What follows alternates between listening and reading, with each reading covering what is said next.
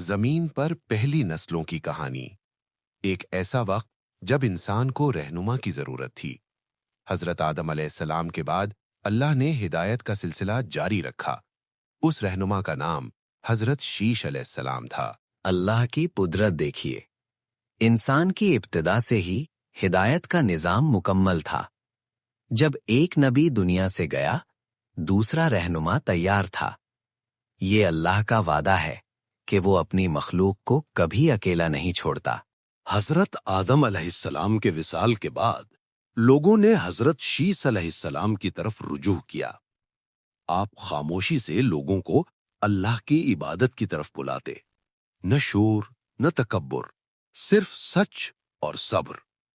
آپ لوگوں کو یاد دلاتے کہ اللہ ایک ہے اور وہی حقیقی مالک ہے۔ قصص الانبیاء کے مطابق حضرت شیث علیہ السلام پر اللہ کی طرف سے صحف نازل ہوئے۔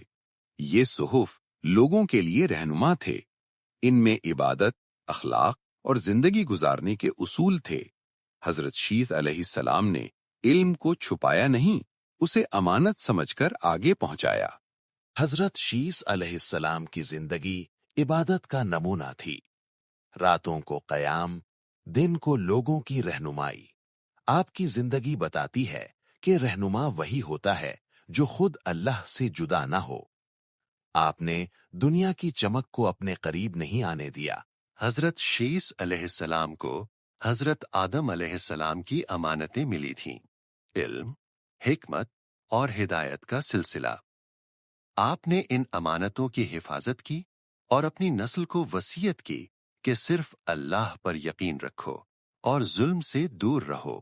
اللہ کی قدرت دیکھیے، انسان کی ابتدا سے ہی ہدایت کا نظام مکمل تھا۔ جب ایک نبی دنیا سے گیا، دوسرا رہنما تیار تھا۔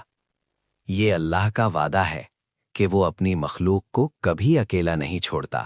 حضرت شیث علیہ السلام کی کہانی ہمیں سکھاتی ہے، علم امانت ہے، تقوی قوت ہے، اور رہنمائی کا اصل راستہ خاموشی، اخلاص اور صبر ہے۔